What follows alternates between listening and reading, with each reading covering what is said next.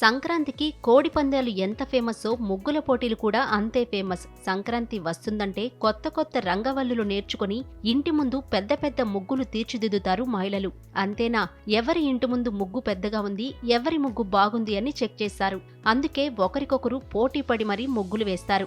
అలాంటిది ముగ్గుల పోటీ పెట్టి అందులో పాల్గొన్న వారందరికీ పట్టుచీరలు కానుకగా ఇస్తామంటే మహిళా మనులు ఆగుతారా? ఇంట్లో బీరువా నిండా చీరలున్నా ముగ్గు గిన్నె పట్టుకుని పోటీకి వెళ్లిపోరు. సరిగ్గా అదే జరిగింది భద్రాద్రి జిల్లాలో. భద్రాద్రి జిల్లా చెర్ల మండలంలో సంక్రాంతి సందర్భంగా ముగ్గుల పోటీలు నిర్వహించారు. స్వర్గీయ నందమూరి తారక రామారావు వీరాభిమాని ఆధ్వర్యంలో నిర్వహించిన ఈ పోటీల్లో మహిళలు పెద్ద సంఖ్యలో పాల్గొని రంగురంగుల రంగవల్లులను అందంగా తీర్చిదిద్దారు. తెలుగు ప్రజలకు పెద్ద పండగైన సంక్రాంతి హరిదాసులు, భోగిమంటలు, చెరుకుగడలు, పాడి పంటలతో కలకలలాడింది. ఇక తెలుగు సంస్కృతిని ప్రతిబింబించే విధంగా ఆడపడుచులు వేసిన ముగ్గులు అందరినీ ఆకట్టుకున్నాయి. ఈ సందర్భంగా గెలుపోటములతో సంబంధం లేకుండా కొత్తపల్లి వారి సంక్రాంతి ముగ్గుల పోటీల్లో పాల్గొన్న మహిళలందరికీ పట్టు చీరలను బహుకరించారు నిర్వాహకులు. పండగ వేళ తాము గెలుచుకున్న పట్టు చీరలు చూసుకుని తెగ మురిసిపోయారు మహిళలు.